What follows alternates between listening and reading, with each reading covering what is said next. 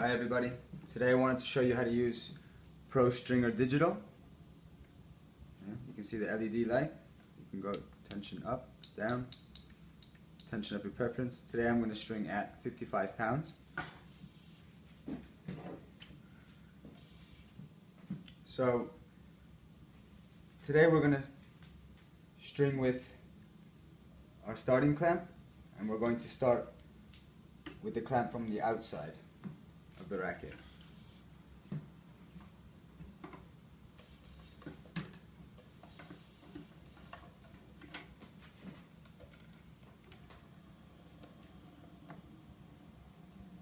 Today I'm using a nylon synthetic gut, quite stretchy.